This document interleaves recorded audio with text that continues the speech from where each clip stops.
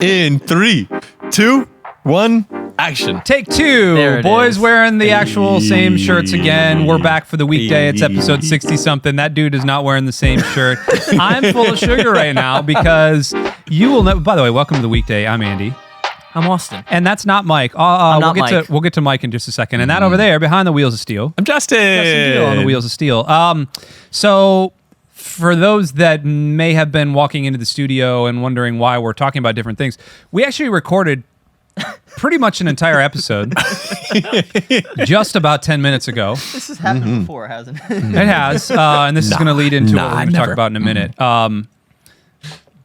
But one of our microphones was unplugged. So we sound checked two. We sound checked two of the three microphones. I say we. It was my fault, I think. It could have been mine. I mean, I'll blame switched the your new camera. guy. That's fine. I'll take the It's blame. not. I'll take the blame. I'm a big boy.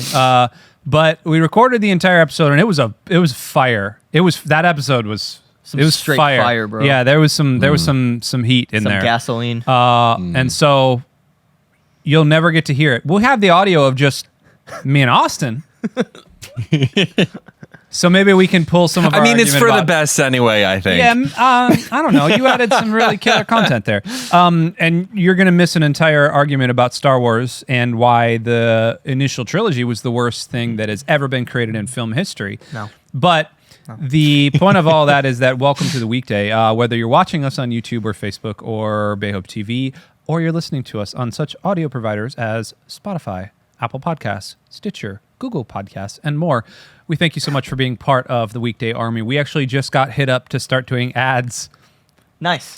And somebody reached out and they wanted us to start doing pre-roll ads. So hopefully you did not hear an ad before the weekday because we're committed to radio-free podcasting. Right. So you're not Mike. I'm not Mike. Mike is out of town for the week, and he is off on break. And to open this episode, I had a hot take. Your hot take, as we previously talked about, was Star Wars. Justin had a hot take. What was your hot take? Ooh, The Shrek. Shrek is all right. Yeah, Shrek is all right. It's all right. Was Shrek? I think it was Shrek was overrated. Yeah. My All right, meaning Yeah, that was a meh. It was like a straight 5 out of 10. Just like right down the right middle down bowling. the middle. Yeah, right down the middle bowling. Unfortunately, that usually leaves a 7-10 split. Where do you go from there? You know, in England, that's passing. Yeah, but like we're not in England. We're in America. I just want to throw that out there. We're in America. So what I wanted to talk about today was the fact that we are recording this on a Tuesday after a Monday holiday. We celebrated Memorial Day yesterday here in the States. Thank you to all those that have gone before us and passed, giving their lives of service. We really do honor that. However, my hot take is not about actual Memorial Day, but it's about Monday holidays. They're the worst.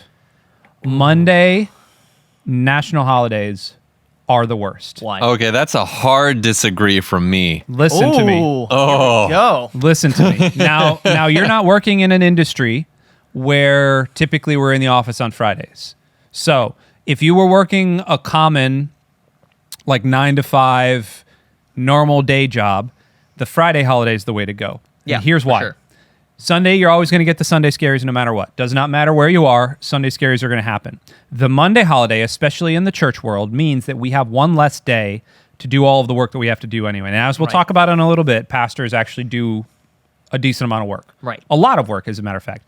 And so now we have to cram what ostensibly is 4 days of work into 3 days, plus we still have to do all of the other things. Now, it's nice to have the day off. It's nice to celebrate. It's nice to do all those things. But what ends up happening is you come back into Tuesday, you have double the meetings, you have double the things that you actually need to do, and then Thursday rolls around, and then I'm supposed to take Friday off, and then I'm supposed to take Saturday off? What? How is that even possible? Here's the thing. Oh, were you going to say something? No, you go ahead. Really quick, here's the thing. I mean, yes, I get that, but no matter what, I mean, because if it was the Thursday, in our case, for a day off, I mean, that's still a day that you would normally have meetings and stuff like that. Sure, that but here's the thing you still have about, to make up with. Right, but here's the thing about my rebuttal is Thursdays, unless you're in certain areas of the church, Thursdays are typically a little bit scaled back. Thursdays, there's not a whole lot of meetings. They are. Thursdays, there's not a whole lot going on, so it's usually a lot of either admin or cleanup for the rest of the week for your weekend. But if or you have for a whatever. Monday off, you can kind of do some of that on the Thursday that would normally be scaled How back. often is that happening? And then you're good. How often Well, is that happening? Well, my point is that Exactly. my no, point no, you just proved my point. is that by having a Monday holiday, what's the worst day of the work week? It's Mondays. Not in by church. having a Monday holiday. No way. In church, I think Wednesday's the worst day. You think? I think. Really? I think Wednesday. I the worst day. just think whatever day comes after the weekend is going to be the worst. See, that's fine. You haven't been in this as long as I have. I'm going to pull rank on you. You have not been in this as long as I have. I will tell you, the Monday holiday, while nice on a Sunday. See, and that's the other thing too, is you work on Sunday. So I'm a pastor. I work on Sundays, and I'll do 6 to 8 hours on a Sunday, and then so I take a day off. I take maybe 2 days off theoretically, Friday, Saturday off. Work on a Sunday, and then what? Have to take a day off? It's awful. That there's no rhythm to that. Okay. That I can see that. And from a, I guess, 9 to 5 job, Monday through Friday perspective, thinking about that, people are so kind of looking for, like, hey, long weekend, we're going to look for it. So they're kind of just pushing things off. And then Tuesday comes around and you're screwed. You get hit by a freight train. Yeah, there's an avalanche of stuff that hits you. Right. Whereas usually Fridays in corporate jobs anyway, a lot of people, like I remember when I was doing ITIS desktop stuff, database stuff, Fridays, 9 times out of 10, I'd work from 9 to 12. And then from after lunch until 5 o'clock or whenever I went home was usually, like, honestly, we played Halo. I had a boss that would just like, we set up a couple of Xboxes in an office, and then we would just go play Halo for 3 or 4 hours. And my boss was just like, hey, you want to go do that? It was awesome. I owned him. It's great. Yeah, it was great. But 9 times out of 10, you're just shutting down the engines on a Friday anyway, because you have scheduled out your work week to be done by Friday morning. So instead of taking a full day's work, now you're only taking about a half, maybe a third day's work, and having to smooth that over into the rest of the week before that. And plus, all of the great movies such as Star Wars 3 come out on Friday. So you can go see those. That's not true. Star Wars 3 came out on a Tuesday. Really? It did. Oh man, I was 5. I remember being in the theater. I don't remember. It was on a Tuesday. Wow. So you do. So yeah, I was heartbroken. Again. I'm sorry. I just had to tie it back in because I agreed with your hot take here, but I needed to disagree with you on something. No, that's not how this works. Well, maybe. Again, I feel personally attacked, and I feel like we need to call HR. Justin, can you get on that? 1 sec. Later, dude. Okay, and as Justin leaves, because we don't have any more. Dang it! That's fine. It didn't work. As he exits the building to go get Dally, our HR rep, we're going to be right back. Thank you so much for joining us here at Bay Hope TV, whether you're watching us on YouTube or on Facebook, or whether you're listening to us on any one of our podcast providers. And if you're interested in getting connected more with Bay Hope Church, you can head over to bayhope.com at any point, or look us up on our socials at Bay Hope Church. We would love to get the chance to talk with you, meet with you, connect with you, and engage with you. Well, we got a second take at this again, so we're going to make this muy interesante. That's muy interesante. So very interesting for the uninitiated. Thank you for that. This guy gets it. So we have been in a series here on the Weekday, if you've been following along for the last couple of episodes, where we've been talking about how the church should respond to things that have been going on. Oh, I just hit my microphone. Things that have been going on. So one episode, we talked about socio-political issues and how do you relate to those? How should the church be relating to those people that we think are on the other side of the aisle, other side of the issue, other side of the coin, or whatever? And then the second episode of that, we started talking about how the church should respond to social media influencers, Christian influencers, and the role of social media in our life. And we'll get back to that series. We have one more that we're going to do. We're actually going to do a response to the social media one because there was a lot of ground to cover. But with Austin on the program today, it's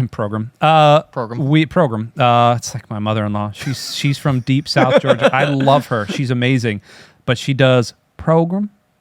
How do you think that church program went? Oh, Diane, you're so cute. We were going to do a podcast on this many moons ago, and then we never got around to it for various and sundry reasons. And so we wanted to bring it back up today. And that is this idea of pastors and the common misconceptions about pastors. And we're roughly titling this "Are Pastors Bad?" ? And depending on who you are and what your faith tradition is and what your history is, you may say pastors aren't bad, or yes, pastors are the scum of the earth and look what they're doing, yada, yada, yada. And so we kind of want to tackle some of those misconceptions about pastors today, not to big up ourselves and not to big up the church. I am a pastor, and this kid over here, I say kid, this young man over here is training to be a pastor. He's in seminary. And so, he's walking that path. And Justin is a pastor. He's a pastor of Adobe Premiere and of After Effects, and he's our resident Adobe pastor. That joke still plays. So we kind of wanted to have a conversation about some of those misconceptions. And you took a bunch of notes. I took a bunch of notes. Justin took no notes. Did you take notes? I have notes. Oh, Look at you. Yep. Actually, I'm not going to show you. Okay. Because there's other stuff too. Oh, Not gonna think, yeah. okay. Now that's muy interesante. So actually, we're going to go in reverse order today. Justin, I want to start with you. Yeah. Just to kind of flip it up a little bit here. Okay. Justin, I want to start with you. What's a common misconception that you hear about pastors? And then we'll tell you you're wrong. The and how funny you're thing, wrong. well, okay. I could take your guys' notes because we already did this. It's fine. I have more notes than you know what to do. I have so many notes, Justin, that I could float a car with them. I'm going to caulk the wagon and float it across the across the Laramie River. I can't tell if that's a movie reference or not. It's Oregon Trail. You muppet. Got All right. You got dysentery and died in the back of the wagon. Pooped yourself to death. All right, let's go. All right.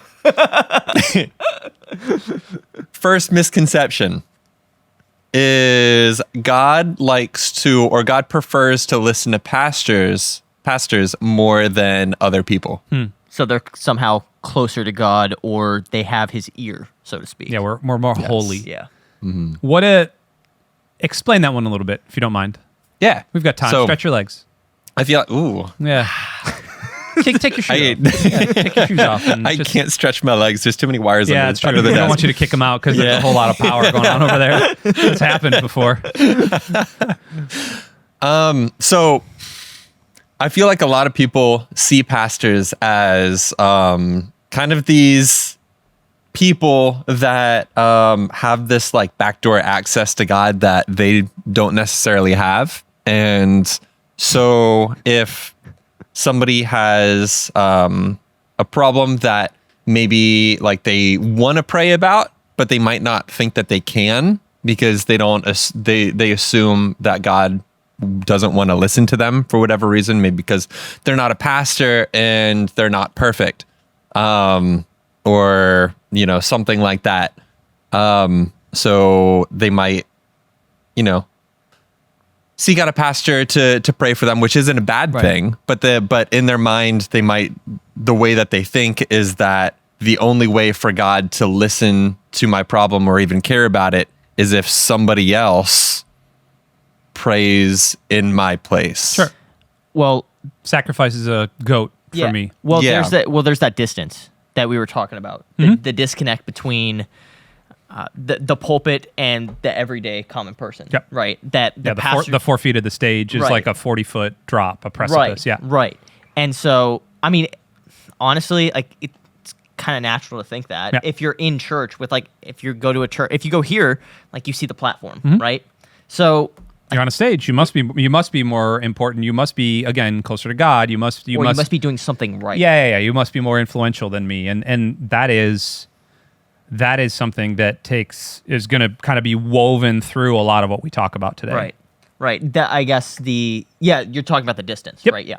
And I guess my initial response to that is like, no. Like everybody has the same ability to be as close to God as you want to be, right? Just because you carry the title of a pastor doesn't mean that God somehow favors you, or there's this special section of heaven for where the pastors go, and everybody else kind of resides. There's not? Dang it. Sorry. Why am I doing this? Sorry to burst your bubble. I'm out. It's been real. My misconception actually goes along with that then, and that is that pastors have it easy.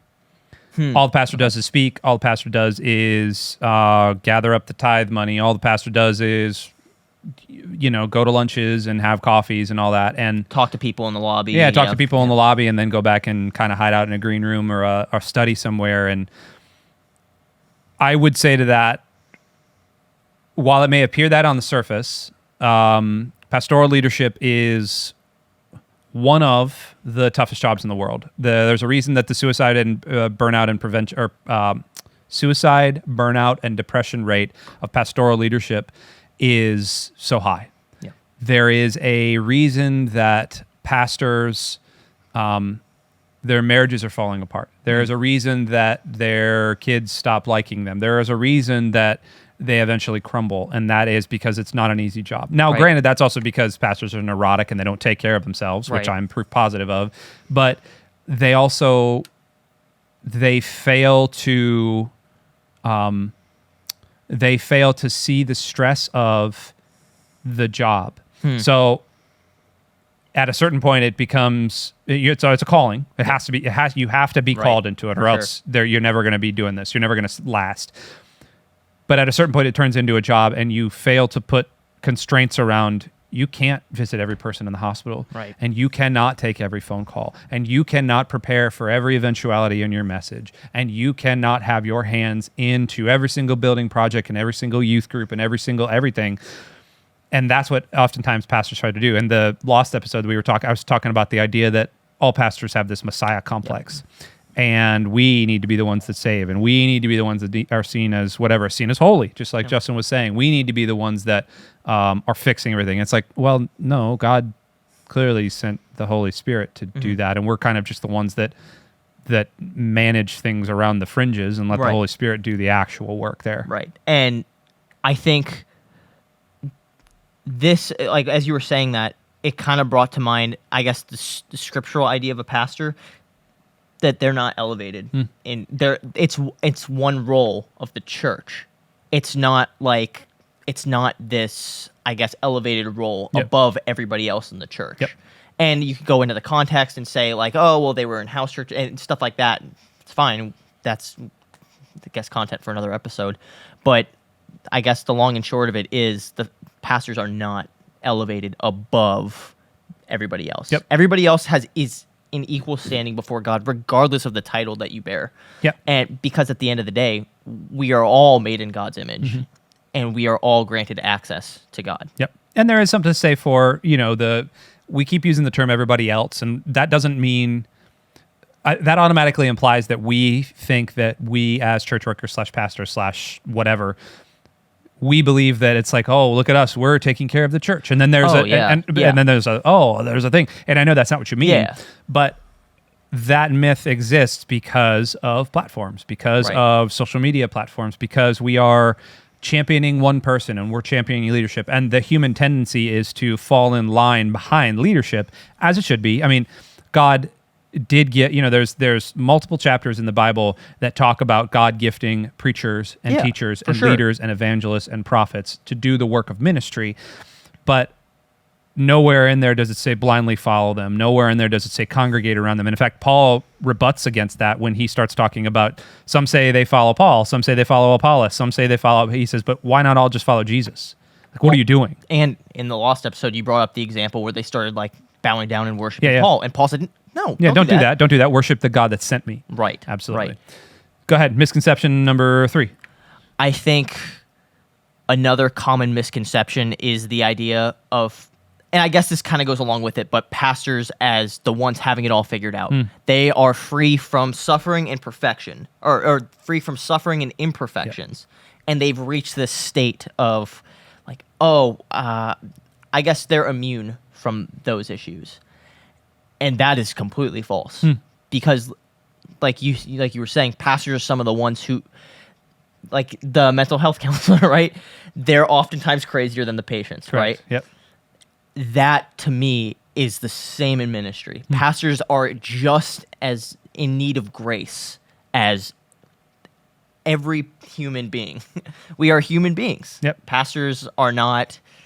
We're not Jesus. We're not God. We're certainly not angels. So. Oh gosh, no. Justin, so you worked a long time outside of a church. Yep. And you were involved in a church, but has that misconception ever come up in your head? Like, have you ever? Let me put this a different way. Being on the outside of the inner workings, not seeing how the sausage is made behind the scenes. Obviously, you now see pastors and we're all stupid and dumb and like we've got a whole lot going on and we're all broken and fault-filled, sin-stained, all those things. But did that ever come up before you were working in a church where you looked at a pastor and went like, oh, that dude's got it figured out, or that lady's got it figured out? Yeah, I feel like, especially when I first became a Christian and I first got saved, I did kind of have that idea in the back of my head. I feel like I wasn't really thinking about it too much, but almost like subconsciously thinking like, okay, like the guy that I'm listening to right now, like obviously like he knows a lot more about the Bible than I do. He knows a lot more about God than I do. So I knew that. So I feel like because of that, subconsciously, I was also thinking, he's by default a lot more morally, just like he's on a higher level morally than I am. Sure. Just because of that. We are. Yeah. So Nice. so basically what I'm saying now is now working in a church, I know that. So You've experienced that. If you're sitting in the room with two pastors, how does it feel? it was just confirmed. I know. Do you feel in your bones? Do you feel, let's say, more whole, more complete? In my bones, I feel a lot less complete. Because we're taking the because I completeness know from it you. now. Yeah, No. exactly. Yeah, you should see what you have to attain. Yeah. Yeah. Us two yahoos. Right. But yeah, and now working at a church. Well, I mean, I feel like I kind of as I grew more in the faith and everything, and started to learn a lot more about how everybody's broken. So I feel like I started to learn that even before I started working at a church, and then now meeting you guys is just confirmed. So no, I'm just kidding. Got him. Man, throwing darts. Yeah, exactly. From behind the screen over there. I'm going to take a quick one, and that is that the old joke is that pastors only work one day a week, Yeah. possibly two. They work on a Sunday, and then they might work on a Monday. Or all they do is get paid to like read the Bible. Preach, Yeah, and yeah. pray. It all kind of goes in the same thing of like, yeah, pastors just get paid to read the Bible and talk for 30 minutes on a Sunday, and Right. that's it. And it's like, well, that is the most visible aspect. Just like everything, that's the most visible part of the quote unquote job. But in totality, that is a very small fraction of what pastors Right. actually do each Right. week. And the idea that pastors only work 7 or 8 hours a week, 2 hours to prepare a message, 6 hours on a Sunday, or whatever it is, like 10, let's say 10 hours a week. Yeah. I've actually had that said to me before, and it injures me and it injures my pride because I'm the type of person that doesn't like to not work. Like I would just, my default is just wake up, work out, and then go to work, and Yeah, then just same here. work all day. Like Yeah. that's my default. And a lot of pastors are like that. That goes to the Messiah complex. That goes to the saving complex. There's a lot of type A pastors that don't ever know when to stop. Right. And that don't ever. And so I would actually say it's the flip side of pastors. Not only do they not only work one day a week, but they most of the time don't take one day off. Right. And that's the unfortunate side effect of having a quote unquote calling from the Lord, having neuroses and complexes inside of us that say we need to be the one that's saving that person in front of me or that group of 50 or 5,000 people in front of me.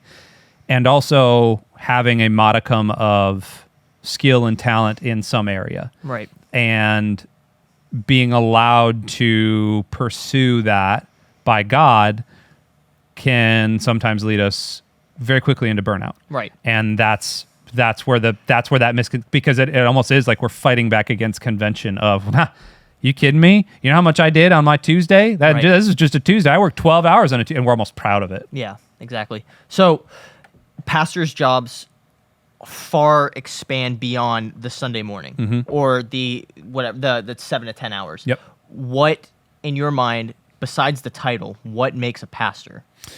It is biblically. I mean, the word the pastor, the title pastor in the Bible actually is a subset of prophecy, prophet, and we're not talking like, prophet, like you're gonna die in 6 hours, or there's gonna be hail or whatever. Prophet actually just means teacher. Right. Well, it's a teacher of certain things of the Lord, the ways of God, but the pastor itself is the one that actually is a teacher, but it teaches the people to go do ministry. It equips. Yes, the pastor equips people to go do the ministry. Right. And it may sound like a huge pyramid scheme. And I assure you that when I first heard it before I was saved and I heard about this exact same thing, I was like, that is a pyramid scheme. Because you're essentially saying there's one guy who gets paid 9 times out of 10, Right. at least part-time or full-time, to train up people so that those people then go and do hospital visits and do care calls and do all this other stuff. And that's partially true. Right. But that also means that we need to make sure that we understand that we need to be doing the hard thing of forming relationships. Because all of that is built on relationship. Right. All of that is built on blood, sweat, and tears. All of that is built on years and years and years of coffees and lunches and sitting in homes and phone calls and text messages and baseball games. And that, again, doesn't sound like a lot, but it's an energy drain. Forming relationships is an energy drain. And the pastor's primary role is to form relationships, to train and equip people to go and do ministry. That's how it is. Well, and it's the pastor's job to establish that trust. Yes. And trust takes time. Yes. And it begins to pile up over time, right? And that all weighs heavy on a soul.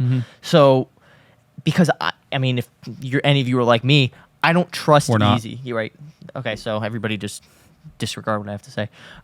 We all most people, I think, struggle to just trust some random guy to come in and say, like, be their pastor or like speak into a situation, right? Yep. Or to provide pastoral comfort in a certain circumstance or situation. Right.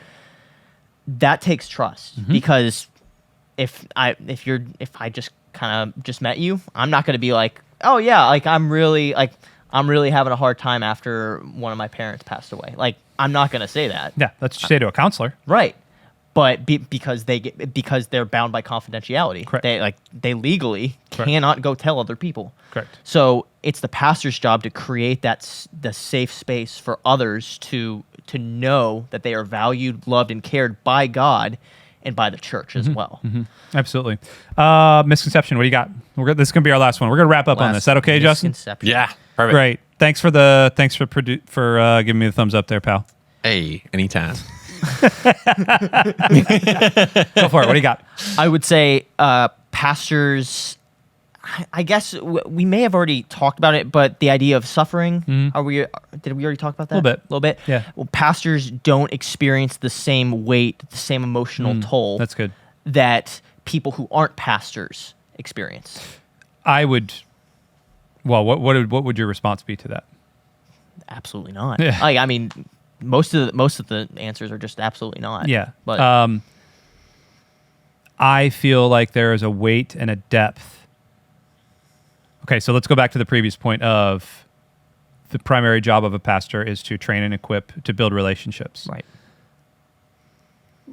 Suffering inside of a relationship hurts even more. Right. That's why the old saying is it's better to have loved and lost than never to have loved at all. Right. Because at least when you love, you get the height, but also you get like the depth of sorrow. And a lot of people innately know that and go like, I don't even want to form a relationship. I'm just going to sit on the sidelines, because you know when there is a loss or when there is suffering or there is pain or there is heartache. And that's just from a relationship side. Right. That's not even counting the trials and tribulations inside your own family. And I know that firsthand with my mom and kind of everything, even in our own life with Jenna and kind of some things that have happened with her and with our kids and just all sorts of stuff. Right. The pain and the suffering is great because there's almost all of this stuff stacks on top of each other. And so pastors are supposed to have it all put together, and we're supposed to know all the answers biblically, and we're supposed to be able, we have infinite time off, and we don't work at all, and all these other things. And so when something bad happens, we should just be able to take it in stride because we're relaxed and we're not all these other things. And the opposite is usually true. Right. Where we question our faith. Right. I have questioned my faith in the darkest of dark times. Right. Multiple times. Yep. Same. And so, and the depth of the suffering there seems even greater because we see the top of the mountain. We see the God at the top of the mountain. Or we've come down from the top of that mountain. Yeah, exactly. And we've been there, we've crested that, and we know it could be so much better, but I am just in this whatever hole now. Oh, it's almost more breathtaking. Right. And I think a big struggle for pastors in that sense is it becomes so much to deal with that they just throw themselves even more into the work. And that's when you talk about the de-evolution of the family structure, or the kids start to hate it's just, it weighs so heavy. And I would say, I would agree with you, say it's almost more of an emotional toll to be a pastor. And I guess for those of you listening, we're not trying to scare you out of going into ministry or say that ministry is awful, but it's just, ministry is a high calling. You said it well.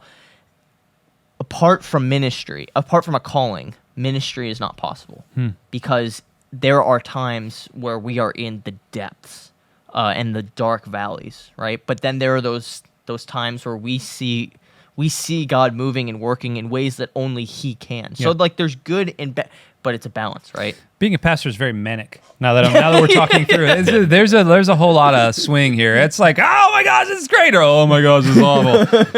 There's not a whole lot in between. You're just kind of oscillating back and forth.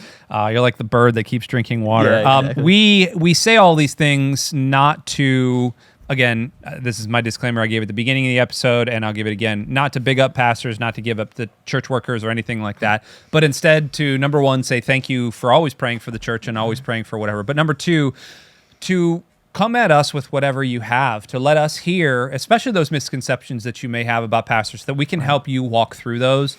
The only way that we start to grow as a church is to put aside doctrine, to put aside, teaching and all those other things, and to actually form relationship with you. Right. And that's what we're here to do. That's especially in this digital space. We're here to form a relationship with you, as weird as it might seem.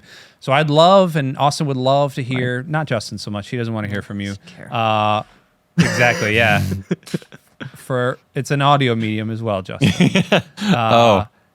Yeah. I don't know the sound effect.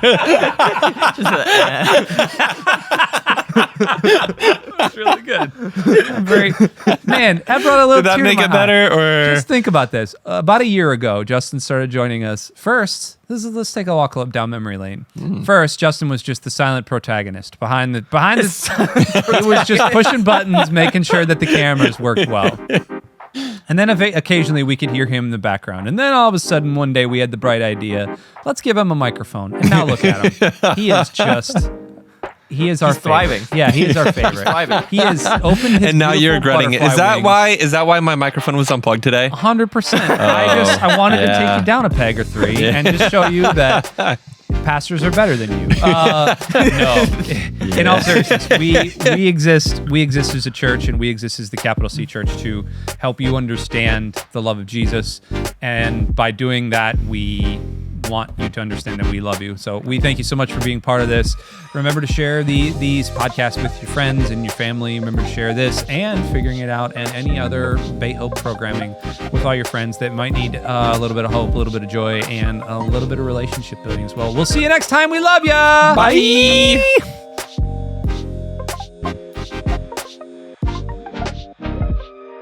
Hey, thanks for tuning in to Bay Hope TV. Be sure to like and share these videos with your friends, as it really does help this channel out. And be sure to subscribe for more Bay Hope TV content. As always, thanks for watching.